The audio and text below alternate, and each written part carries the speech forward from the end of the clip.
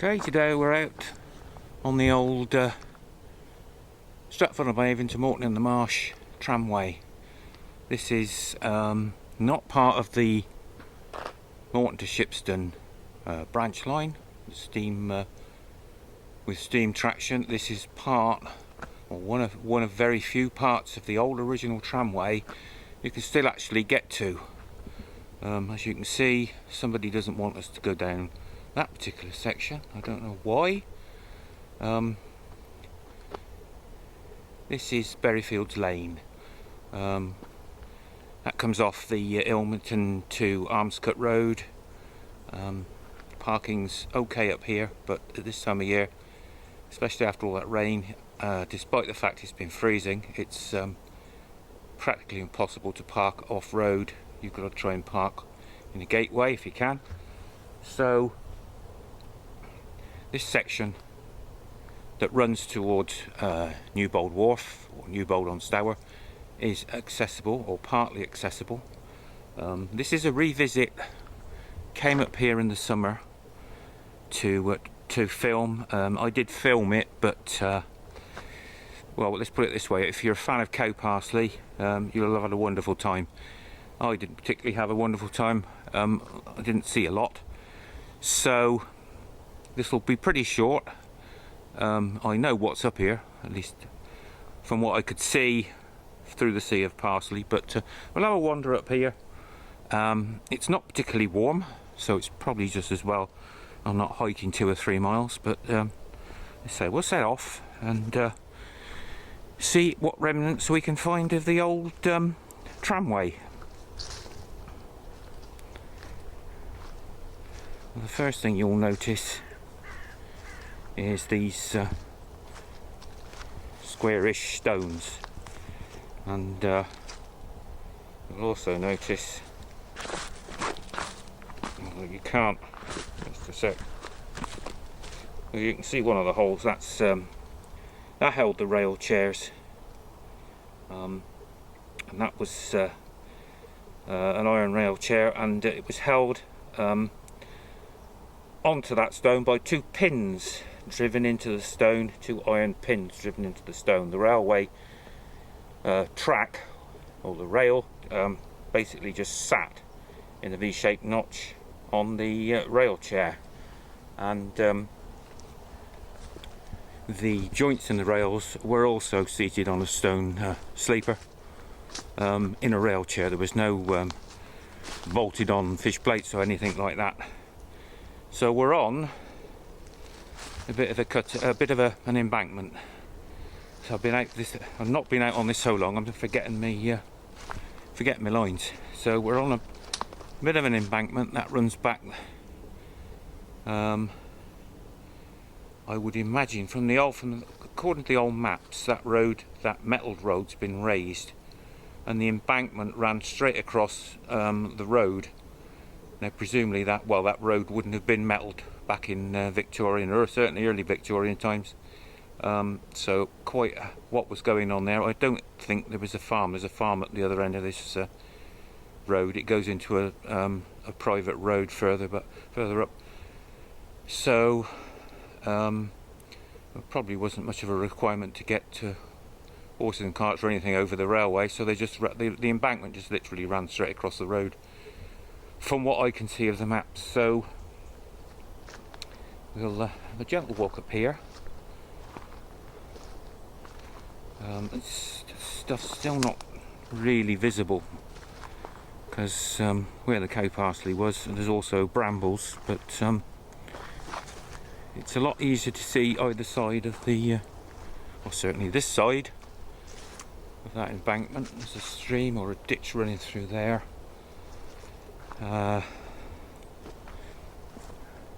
So this particular line, the Central Junction line, was the brainchild of William James, who lived in Henley in Arden, and the original master plan was to bring coal to the Stratford-on-Avon canal basin, transport it by rail to Oxford, pick up the Thames and transport it by barge all the way to London.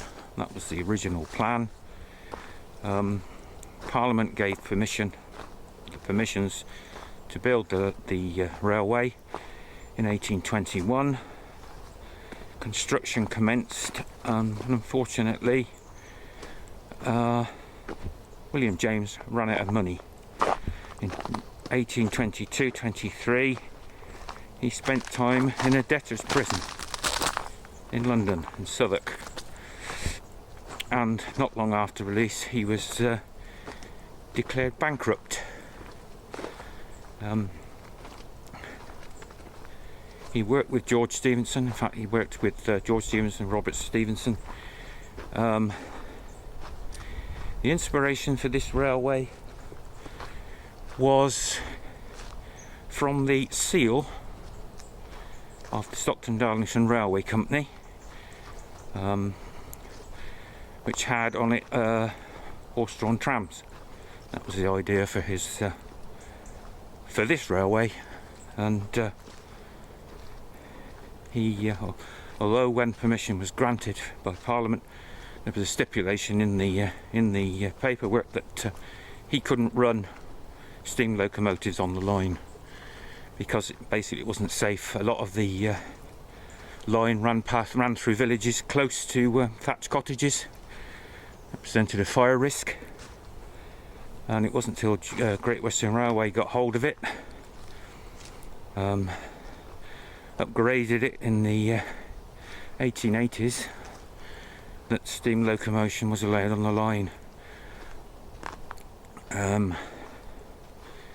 This particular line, I've got a photograph of the what the line actually looked like. I say the rails were laid on stone sleepers. It didn't use traditional ballast because obviously it was horse-drawn.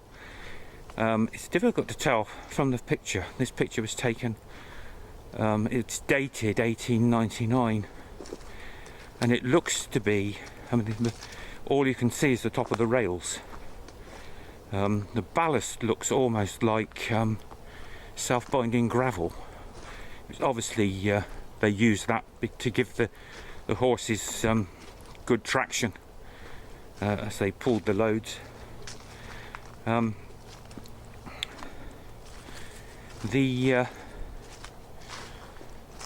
is a theory that when Great Western Railway took over the line and modified it and upgraded it to run to Shipston from Moreton, that they were running trains, steam locomotives up here to Newbold-on-Stour up until 1904, and that appears to have been in the GWR records for this line, which ceased, well, they stopped recording it in 1904.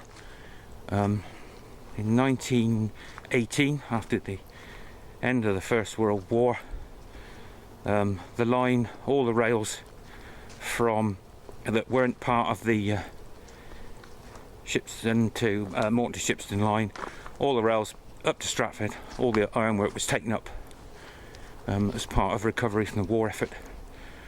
And following the Great Western Railway Act in 1926, the line to Stratford was officially abandoned.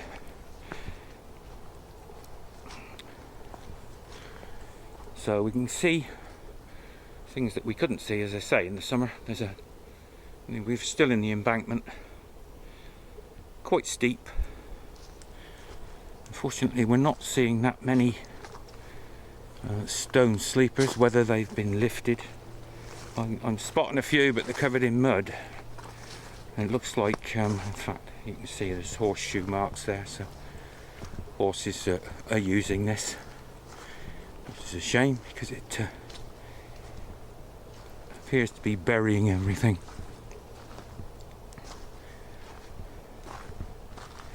So that's a stone sleeper there. You wouldn't know it, but it is.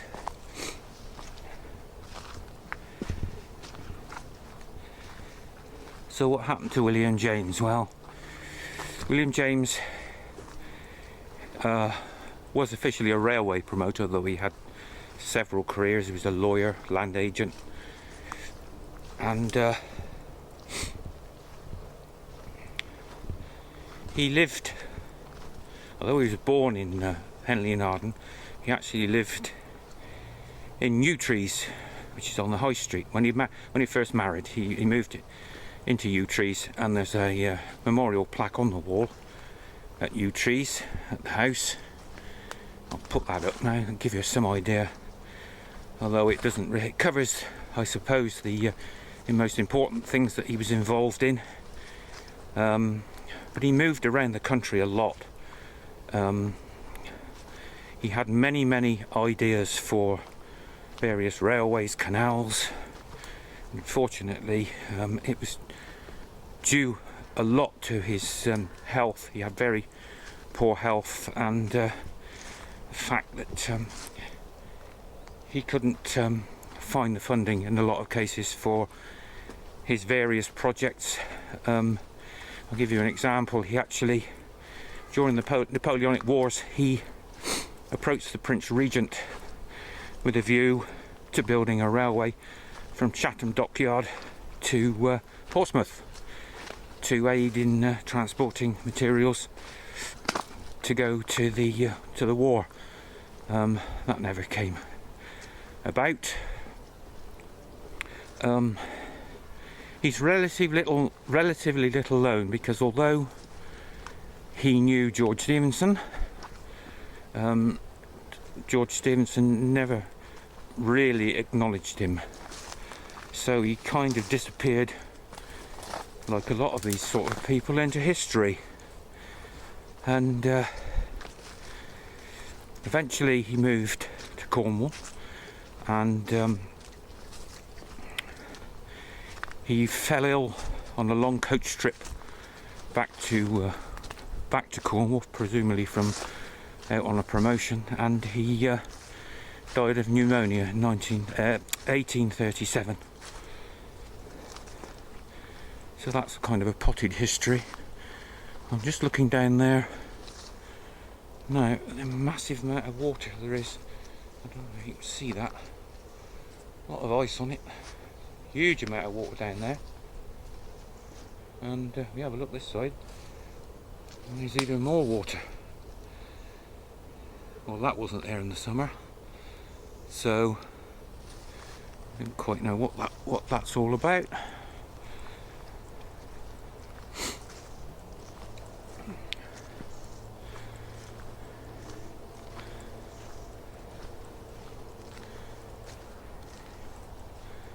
So the path, the old track bed, deviates just here, and if you look through there, you'll see a construction. And there's a wall tucked away in there. You can see the track bed goes on towards that tree. So we'll just pop down here.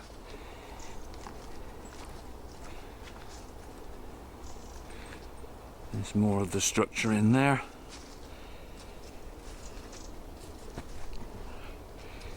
I was hoping this wasn't going to be as muddy, but obviously the horses have been churning it all up.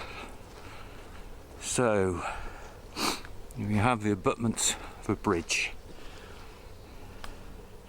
Now, for the 9 bridges on the original Central Junction Railway from Stratford, 2 are still intact. The one, obviously, the long bridge across the River Avon at Stratford, is still there. A couple of miles on the outskirts of Stratford towards Shipston, there's an accommodation bridge which is still intact, and that's it. Apart from this one.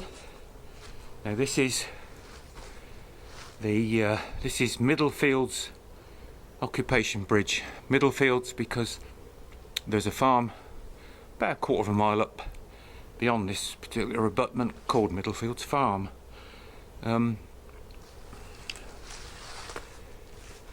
It's not in the best of health. buttresses on either side, and looks like there was a gate there at some point. There's another buttress on this side.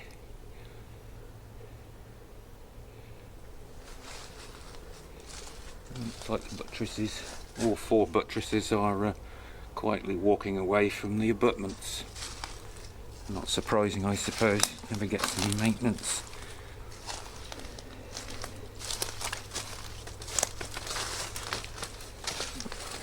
Around here. So I'll stand back a little bit.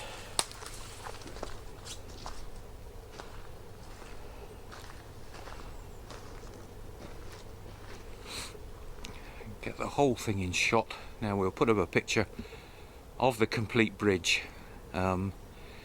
This picture is dated 1918 and it shows in reasonable detail the timber deck that would have gone across the top, and that in fact you can see if you look, I'll walk back a minute, see those rather big timber slots. What would they be? 15, 16 by 6. No doubt they were oak, but in the picture they've got cross bracing on. I don't see any lower fixing for that cross brace. So it's a timber deck. Whether GWR beefed that up, if they were running steam locomotives across it, I don't know.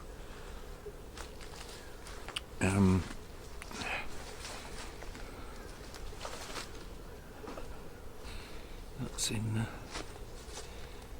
yeah, that's not looking good at all, is it? That one's walking away from the buttress quite badly, so I'll walk down here.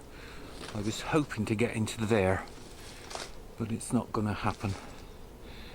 Just up there, about 100 yards, is a bit of a siding. No way we're going to be able to see that, I don't think. So this then is a bridle path. Where it goes in that direction, I don't know.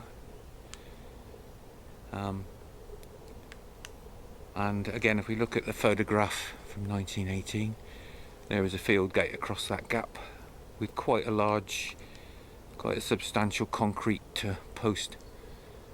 So one piece of timber and a T-hinge is all that's left of that. So if we wander down here, now if you followed this road, this bridle path, you would eventually end up in Newbold-on-Stour, right in the middle of Newbold-on-Stour. I'm not going to attempt that today. The one I do want to look at is just along here, if I can get to it.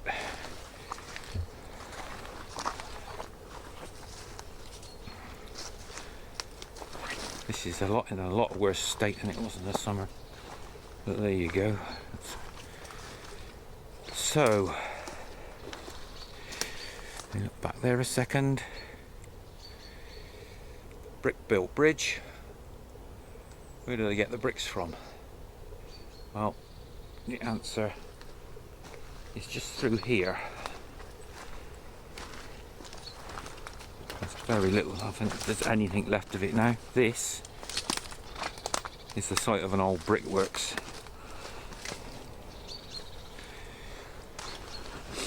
There'd have been a very large drying shed in there,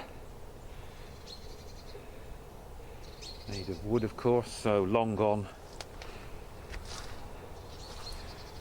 Looks like they're running something through. Oh, that's dogs. So this is a regular footpath. So they probably used the bricks from here for that bridge. Newbold Wharf, which is about 1.5 miles in that direction, There's two warehouses and a block of cottages, terrace of cottages, all red brick. They were no doubt built with bricks from here. You'd never know, would you? Looks just like an open space with a load of brambles. But this is an old site of an old Victorian brickworks.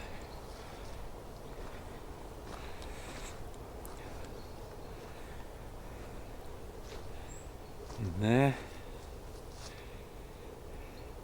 is a pond, iced over.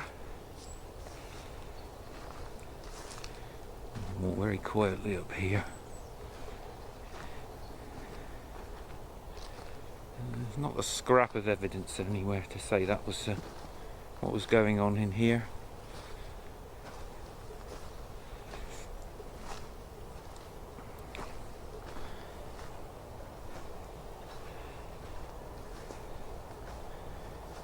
There we are, that's rather pleasant.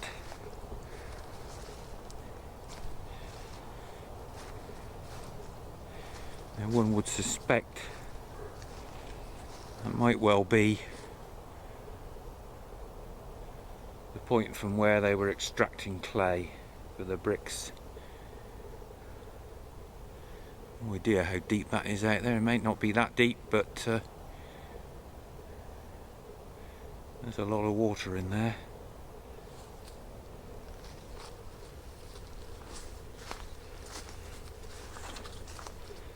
A little bit further.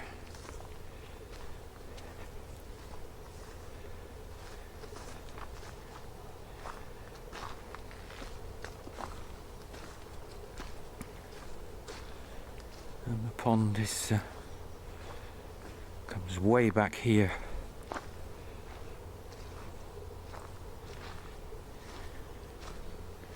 Would be nice to find a brick, but I'm not seeing one.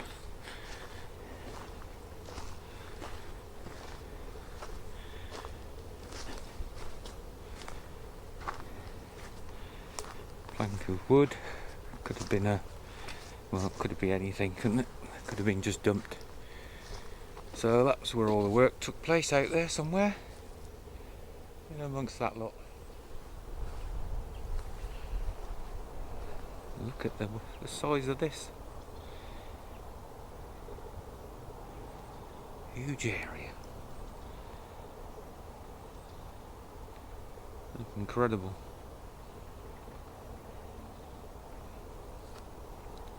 So that has to be where the clay was being extracted from. I think you wouldn't just stick a pond, huge great big pond in a brickworks, would you?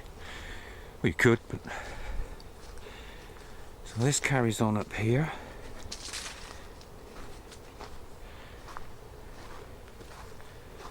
And then it picks up the bridle path that we entered the site from, just up here.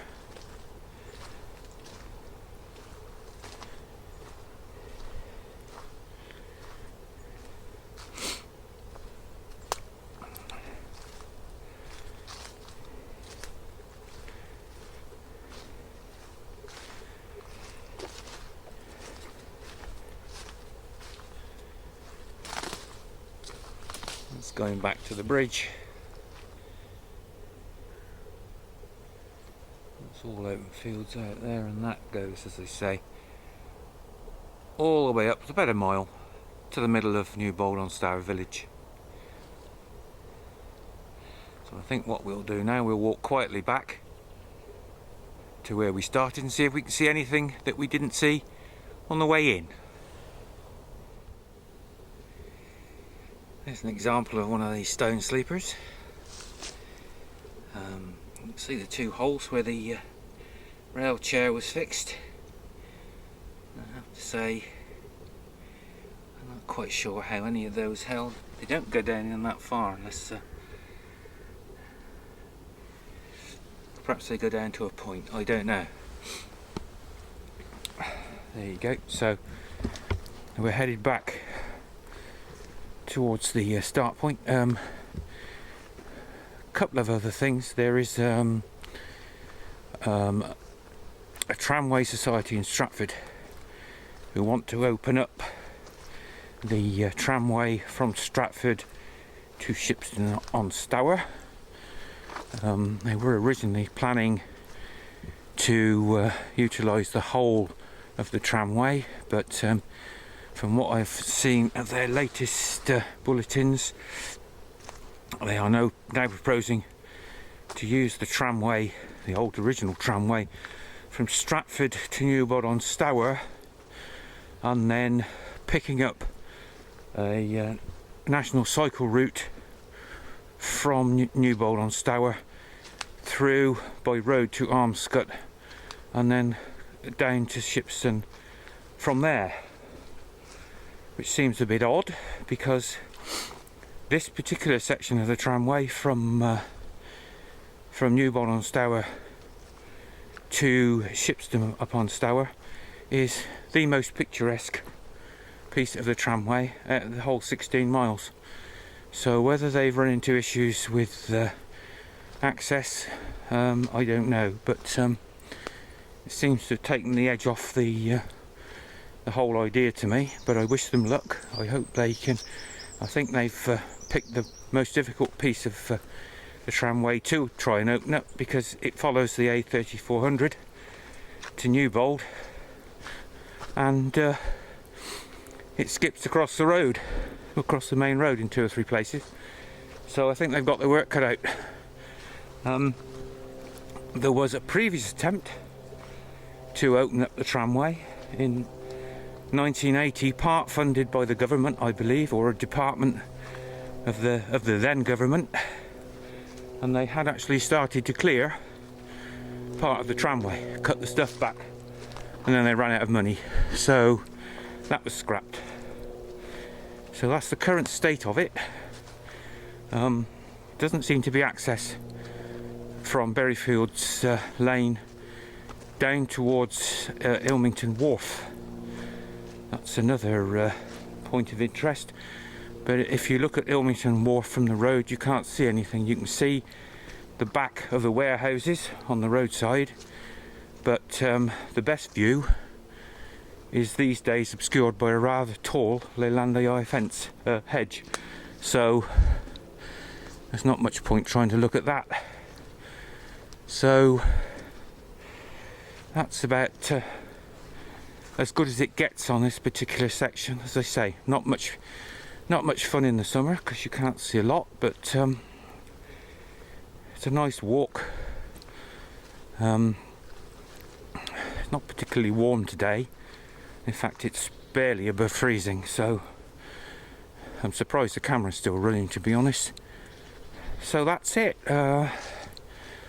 The Central Junction Railway, part of, or if you like, the Stratford upon Avon to Moreton in the Marsh horse-drawn tramway. I'll see you all on the next one.